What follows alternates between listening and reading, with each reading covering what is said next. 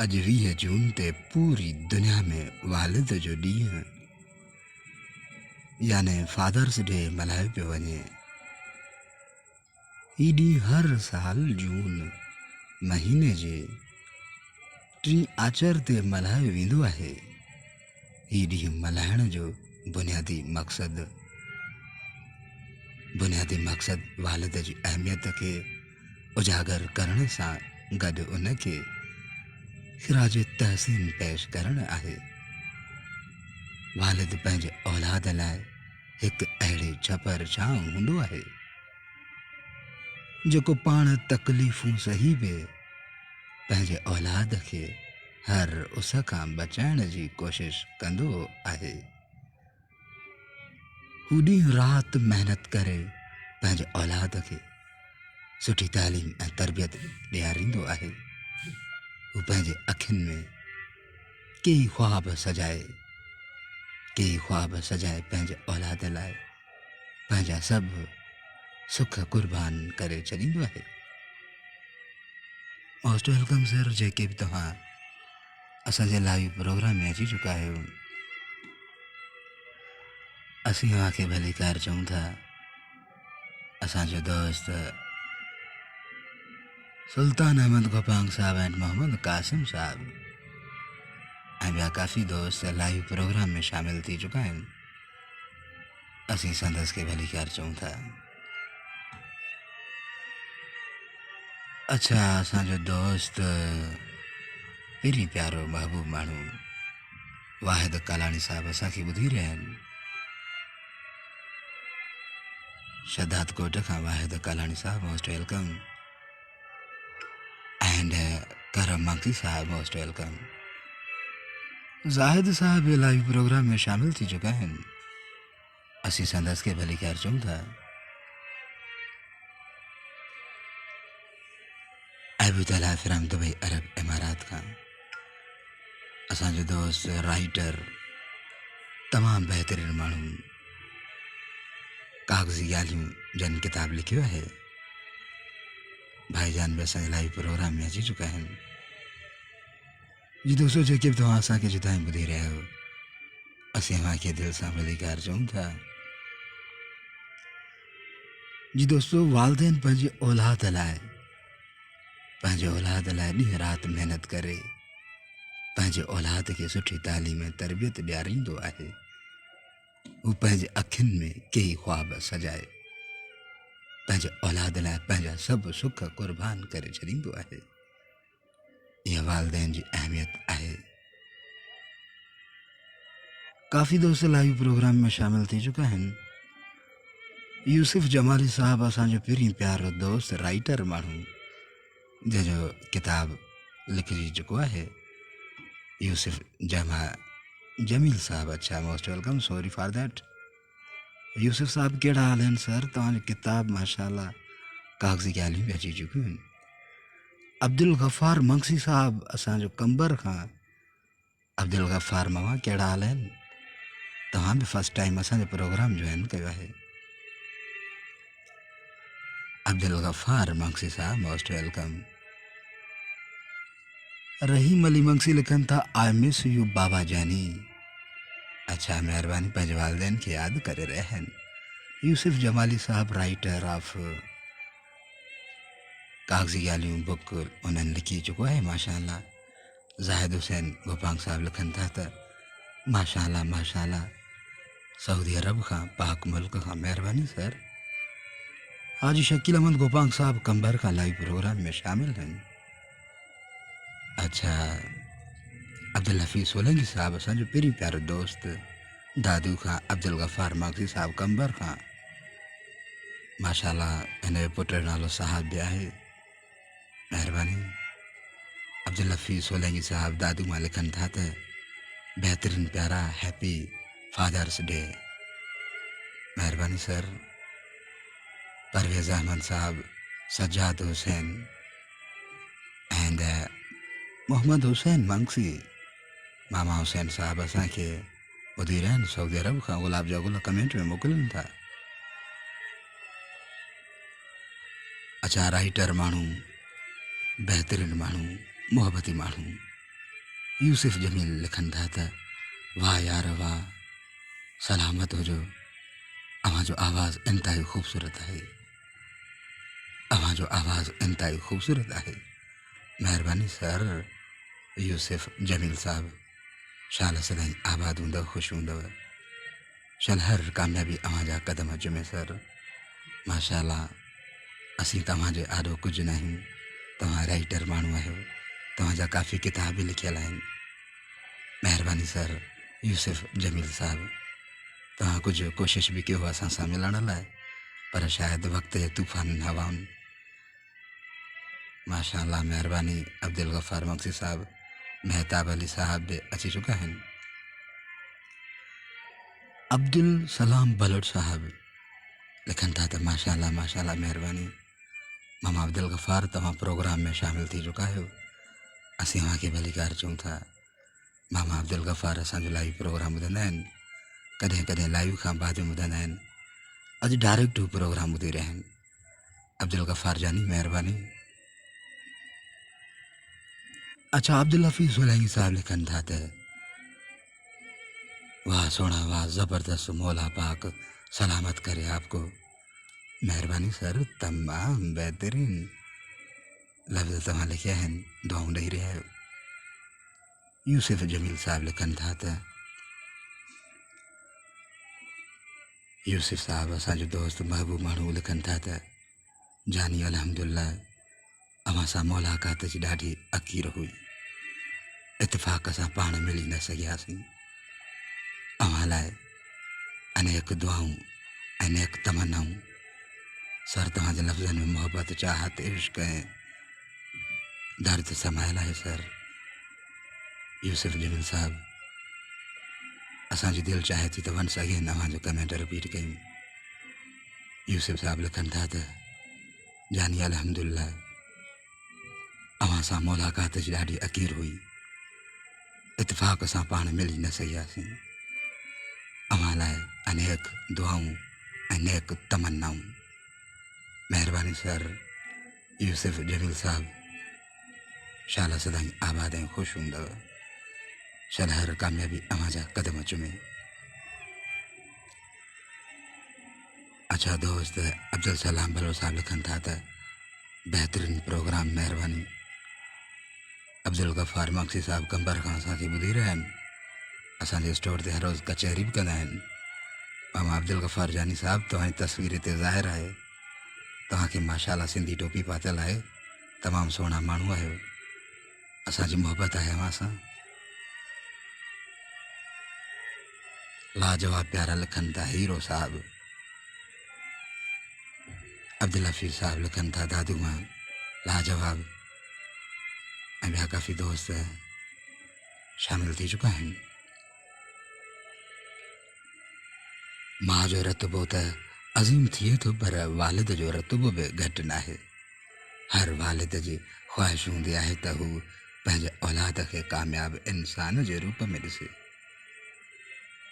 जमील साहब, ज़ाहिद गोपांग साहब, अब्दुल गफ़ार साहब, असीं तव्हांखे ॿुधाईंदा हलूं त हर वालिद जी ख़्वाहिश हूंदी आहे त हू पंहिंजे औलाद खे कामयाब इंसान जो रूप,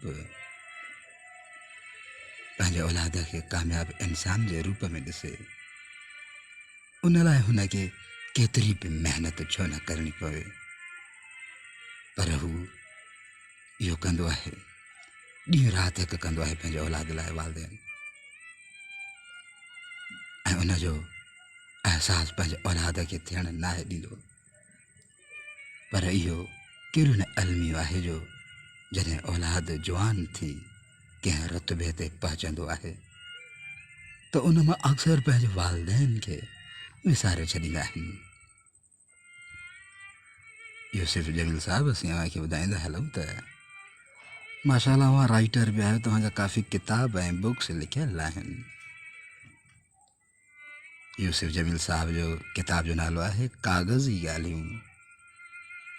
महिरबानी सर। तव्हां चयो त तव्हां पंहिंजो बुक्स असांखे गिफ्ट कंदो, पर अञा ताईं किताब अव्हांजो असां ताईं न पहुची सघियो आहे।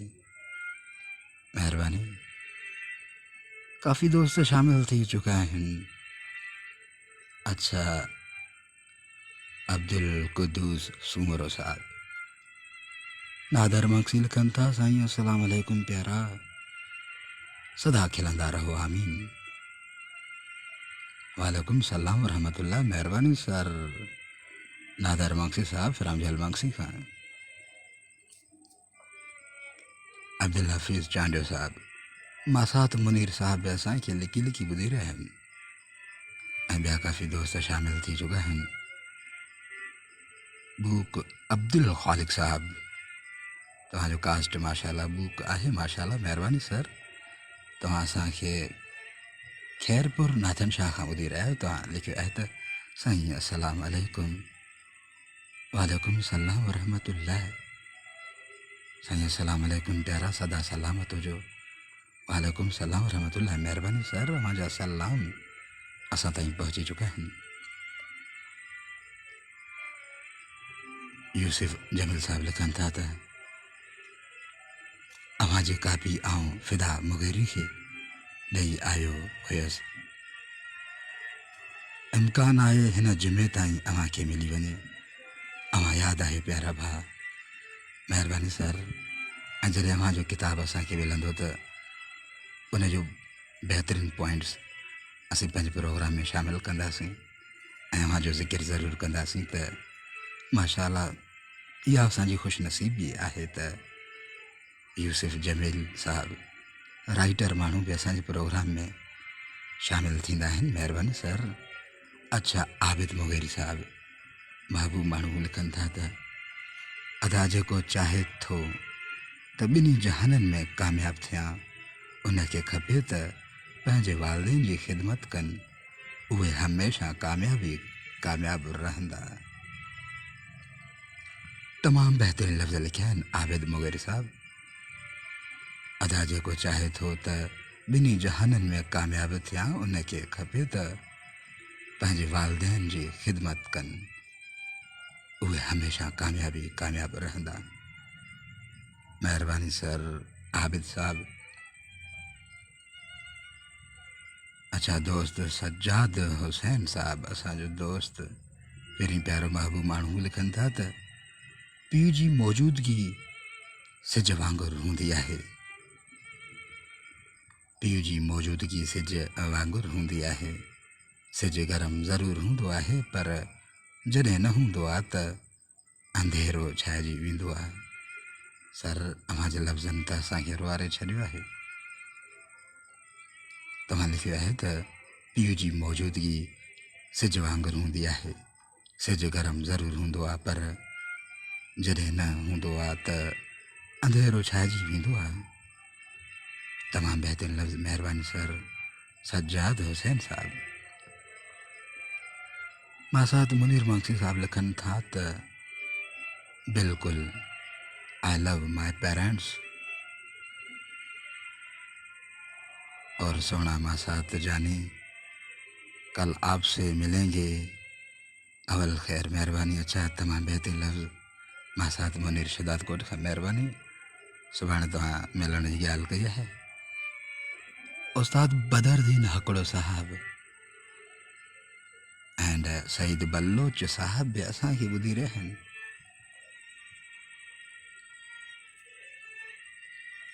सईद बल्लोच साहब असीं तव्हांखे भली कार चऊं था। अच्छा, अहमद नवाज़ बि लाइव प्रोग्राम में शामिल थी चुका आहिनि। Once again most welcome dear Ahmed Nawaz साहब।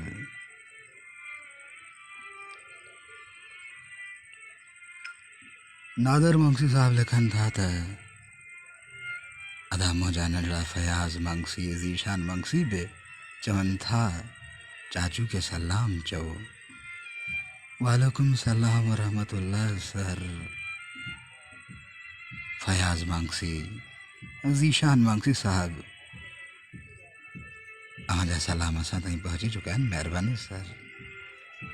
शाल सदाईं आबाद ऐं ख़ुशि हूंदव। शाल हर कामयाबी अव्हांजा कदम चुमे। यूसुफ जमील साहब, असीं वधीक अव्हांखे ॿुधाईंदा हलूं त तंहिं करे हीउ ॾींहुं असांखे इहो सम्झाइण ऐं इहो अहसासु ॾियारण लाइ बि आहे जी अच्छा यूसुफ जमील साहब तव्हांजो मथे आचर ते माउ जे बारे में लिखियलु हुयो उहो मां बयानु कंदुसि। तव्हां तमामु बहितरीनु लिखियो हुयो। जेकॾहिं तव्हां असां ॾे उहो मैसेज कंदो त असीं उहो पढ़ंदासीं। कावश में अव्हांजो लिखियलु हुयो यूसुफ जमील साहब माउ जे बारे में तव्हां तमामु बहितरीनु लफ़्ज़ लिखिया दोस्त। ऐं अव्हांखे सलाम कयां थो इन्हनि ॻाल्हियुनि ते। महिरबानी।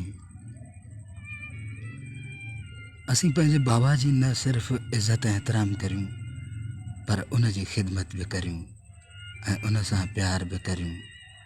औलाद जेकॾहिं जवान आहे ऐं पंहिंजे पेरनि ते बीठल आहे त इहो पंहिंजे पोड़े बाबा जो सहारो बणिजे ऐं उनखे उन तरह को बि ॾुख न ॾे जहिड़ी तरह संदन बाबा खे नंढपिण में को ॾुख न ॾिनो हो।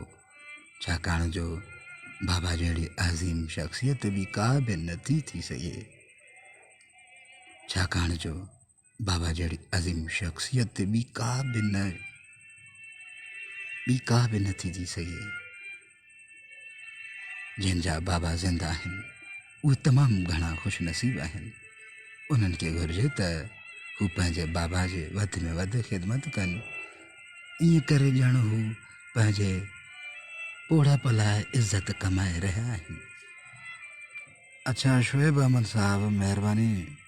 शोएब कादिर महतलो साहब पहिरीं प्यारो दोस्त नंढपिण जो साथी। हिकिड़ो ॿियो उस्ताद बि असांजे लाइव प्रोग्राम में अची चुका आहिनि।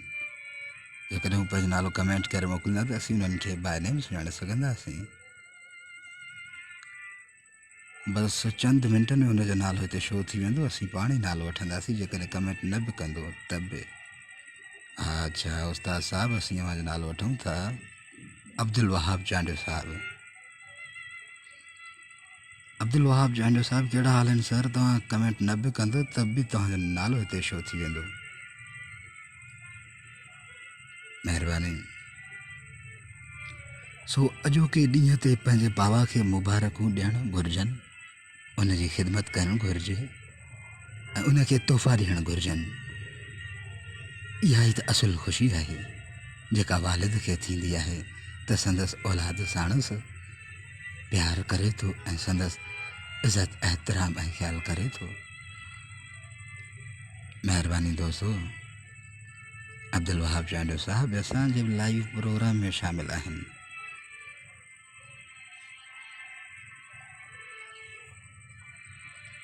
आसिफ नवाज़ मंठौर लिखनि था हाय यूसुफ जमील साहब लिखनि था असांजो दोस्त ज़रूरु भाव मोकिलियां थो। अच्छा महिरबानी सर जेको तव्हां लिखियो हो। महिरबानी महिरबानी। शोएब कादिर महतलो साहब कंटिन्यूअसली असांजे लाइव प्रोग्राम में आहिनि। भाउ शोएब अहमद साहब असांजे नंढपिण जो साथी असांजे पाड़े मां हिजरत करे वञी ॿिए हंधि वेठा आहिनि पर हिन वक़्तु बि हू असांजे दिलनि में आहिनि। अब्दुल ख़ालिक साहब लिखनि था ख़ैरपुर नाथन शाह खां त अदा मुंहिंजो सौटु सलीम चवनि था चाचू खे सलाम चओ।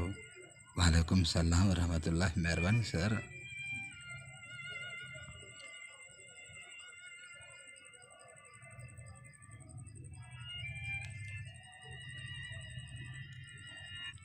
राइटर माण्हू यूसुफ जमील साहब लिखनि था त नज़म माउ त माउ हूंदी आहे न।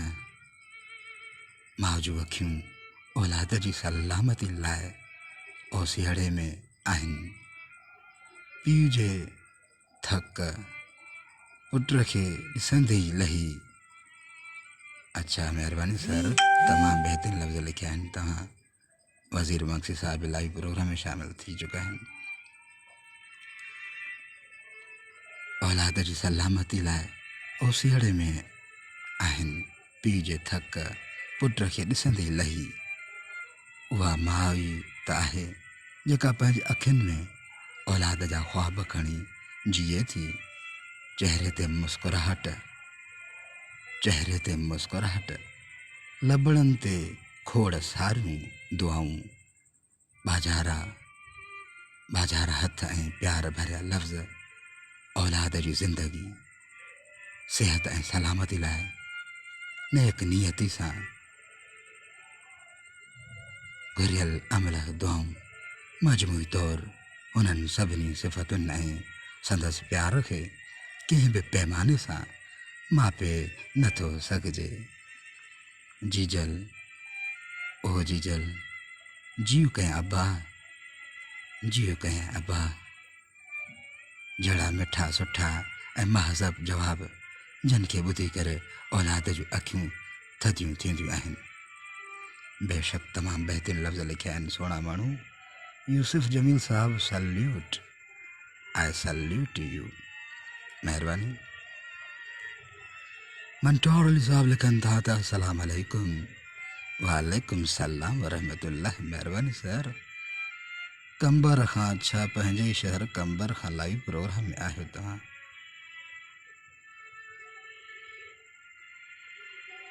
माँ का दिन, वालिद का दिन, ये हमारे दीन का हिस्सा नहीं। इस्लाम हमें हर रोज़ माँ बाप की खिदमत तहज़ीम का दर्स देता है। मोहम्मद आरिफ मेमन साहब तमाम बेहतरीन लफ्ज़ लिखे हैं। बिल्कुल सर, वही agreed with you, bundle of thanks for that. Nisar Ali Bhutto साहब लिखनि था त हाय। अब्दुल वहाब जांडो साहब लिखनि था त महिरबानी साईं, महिरबानी। मूं सां गॾु मुंहिंजो पुटु कासिम चांडियो ॿुधी रहियो आहे। महिरबानी सर, कासिम चांडियो साहब बि अव्हां सां गॾु आहे, महिरबानी जी। दोस्तो जेके बि तव्हां असांखे जितां ॿुधी रहिया आहियो, असीं अव्हांखे भली कार चऊं था। हाजी वज़ीर साहब असांखे दोसिली ॻोठ कंबर खां ॿुधी रहिया आहिनि। राति जे हिन प्यारे पहर में असांखे ॿुधी रहिया आहिनि।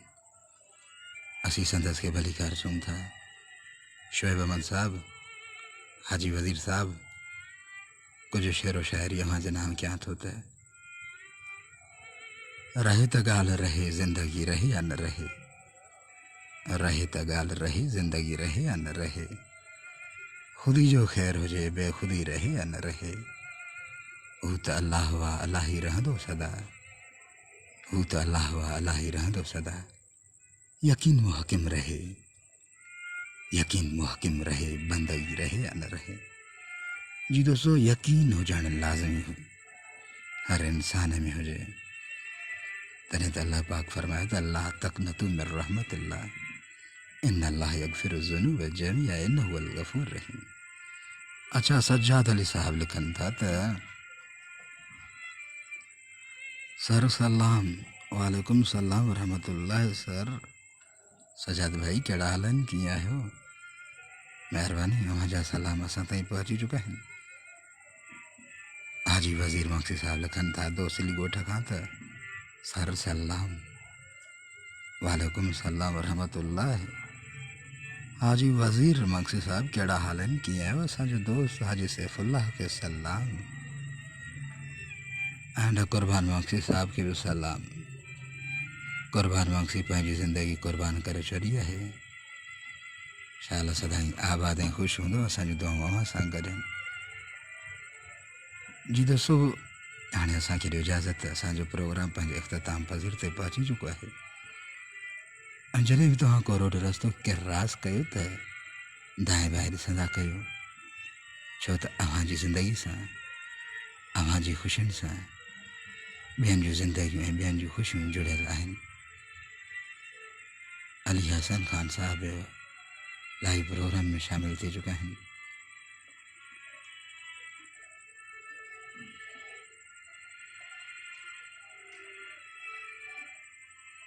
मंठार साहब लिखनि था त अदा तव्हांखे अलाह ख़ुशि रखे। आमीन, महिरबानी सर, महिरबानी। अब्दुल वहाब चांडियो साहब उस्ताद माण्हू लिखनि था त वालदेन इन घाटे वण वांगुरु हूंदा आहिनि जेके हमेशह थधी छांव ॾींदा आहिनि। अल्लाह पाक हमेशह सभिनी जे मथां वालदेन जो सायो बरक़रार रखे। Bundle of thanks for that. We have too much respect in our heart for you. Without any greed, sir. Abdul Wahab Chandio साहब, शाल सदाईं आबाद ऐं ख़ुशि हूंदव। असांजूं दुआऊं अव्हां सां गॾु आहिनि। लियाकत साहब फिराम परदेस मां असांखे ॿुधी रहिया आहिनि। कमेंट में गुड लिखनि था।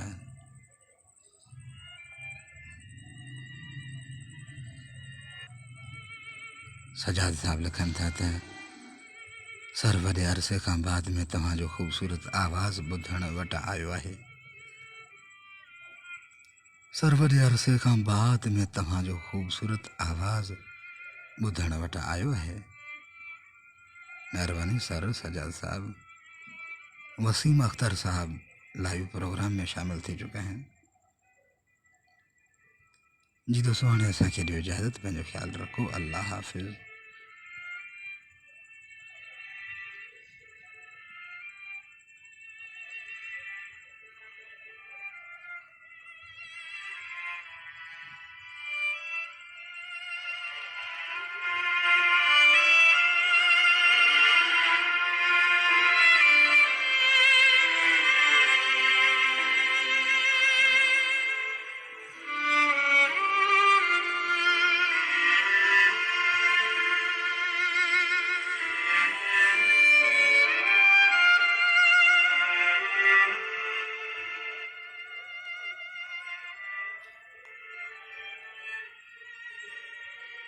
अच्छा असांजे दोस्त कमेंट लिखनि था। असीं पंहिंजे दोस्त जो कमेंट पढ़ी करे पोइ पंहिंजे प्रोग्राम खे इख़्तिताम पज़ीर ते पहुचाईंदासीं।